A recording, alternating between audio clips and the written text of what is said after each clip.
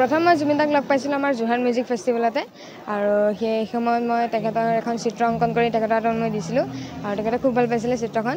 আৰু তাৰপিছত মই এই বছৰতে মই আমাৰ মাজুলীত এটি বিহুৰ অনুষ্ঠান হৈছিল সেই সময়ত মই আমাৰ জুবিন দাক লগ পাইছিলোঁ আৰু তাত মই জুবিন দাৰ লগত বাঁহী বজাইছিলোঁ আৰু খুবেই ভাল লাগিছিল তেখেতৰ লগত অনুষ্ঠানটি কৰি তাৰপৰা তেখেতে মোক কৈছিলে যে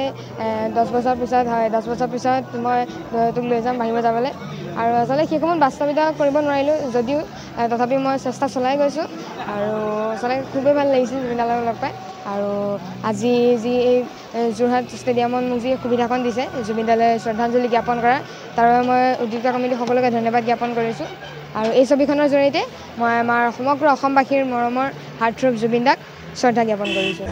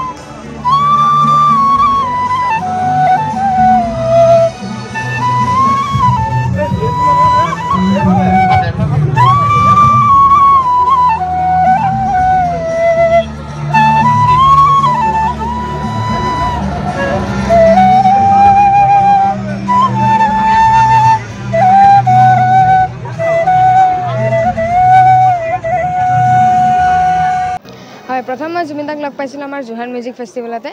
আৰু সেই সময়ত মই তেখেতৰ এখন চিত্ৰ অংকন কৰি তেখেতৰ হাতত মই দিছিলোঁ আৰু তেখেতে খুব ভাল পাইছিলে চিত্ৰখন আৰু তাৰপিছত মই এই বছৰতে মই আমাৰ মাজুলীত এটি বিহুৰ অনুষ্ঠান হৈছিল সেই সময়ত মই আমাৰ জুবিন দাক লগ পাইছিলোঁ আৰু তাত মই জুবিন দাৰ লগত বাঁহী বজাইছিলোঁ আৰু খুবেই ভাল লাগিছিল তেখেতৰ লগত অনুষ্ঠানটি কৰি তাৰপৰা তেখেতে মোক কৈছিলে যে 10 বছৰ পিছত মই তোক লৈ যাম বাঁহী বজাবলৈ আৰু আচলতে সেই সময়ত বাস্তৱিকতা কৰিব নোৱাৰিলোঁ যদিও তথাপি মই চেষ্টা চলাই গৈছোঁ আৰু আচলতে খুবেই ভাল লাগিছিল জুবিন দাৰ লগত লগ পাই আৰু আজি যি এই যোৰহাট ষ্টেডিয়ামত মোক যি সুবিধাখন দিছে জুবিন দালৈ শ্ৰদ্ধাঞ্জলি জ্ঞাপন কৰা তাৰ বাবে মই উদ্যোক্তা কমিটি সকলোকে ধন্যবাদ জ্ঞাপন কৰিছোঁ আৰু এই ছবিখনৰ জৰিয়তে মই আমাৰ সমগ্ৰ অসমবাসীৰ মৰমৰ হাৰ্টথ্ৰব জুবিন দাক শ্ৰদ্ধা জ্ঞাপন কৰিছোঁ।